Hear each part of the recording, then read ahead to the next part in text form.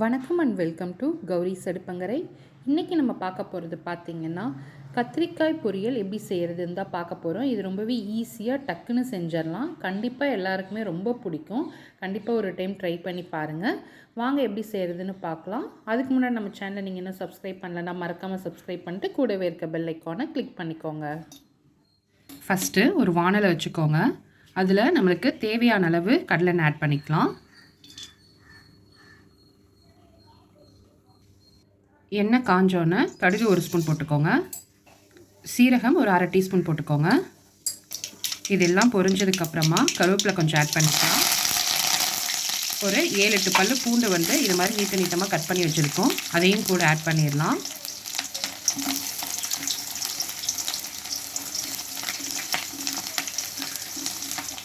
இது கூடவே ஒரு கைப்பிடி அளவுக்கு சின்ன வெங்காயம் கட் பண்ணி எடுத்துருக்கோம். அதையும் ஆட் பண்ணி நல்லா வதக்கி விட்டுக்கலாம்.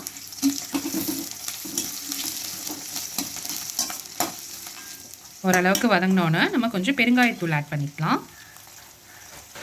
1/4 டீஸ்பூன் மஞ்சத்தூளும் ஆட் பண்ணி எல்லாத்தையும் நல்லா கலந்து விட்டுக்கலாம்.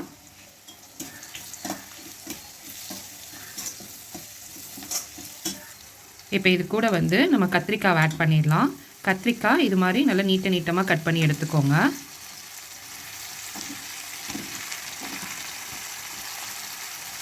இப்போ இதை நல்லா கலந்து விட்டுக்கோங்க எல்லாத்தையும்.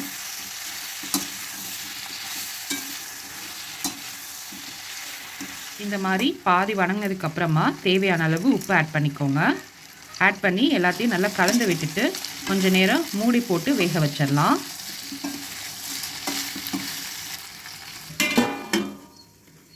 இந்த சமயத்தில் நீங்கள் அடுப்பை சிம்மில் வச்சுக்கோங்க. அப்போ தான் அடி பிடிக்காமல் நல்லா வேகும்.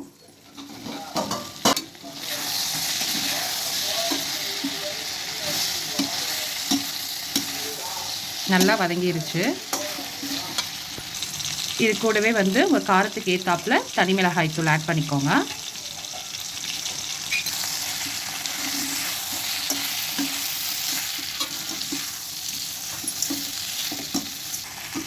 ஒரு 2 நிமிஷத்துக்கு இதே மாதிரி கலந்து விட்டுக்கோங்க. மிளகாத்தூள் வாசம்லாம் போகட்டும்.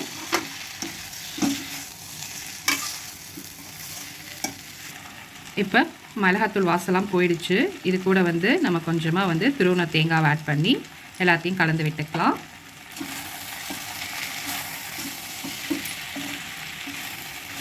அவ்வளோதான். இப்போ பார்த்திங்கன்னா ரொம்பவே சூப்பரான சுவையான கத்திரிக்காய் பொரியல் ரெடி ஆயிடுச்சு. இதை நம்ம தொட்டுக்கிட்டு சாப்பிட்டோம்னா ரொம்பவே சூப்பராக இருக்கும். நம்ம சாப்பாடு கூட பெரட்டி சாப்பிட்லாம், நல்லாயிருக்கும். நீங்களும் இதை ட்ரை பண்ணி பாருங்கள். ட்ரை பண்ணி பார்த்துட்டு எப்படி இருக்குங்கிறத கமெண்ட்ஸில் சொல்லுங்கள். மறக்காமல் நம்ம சேனலை சப்ஸ்கிரைப் பண்ணிக்கோங்க.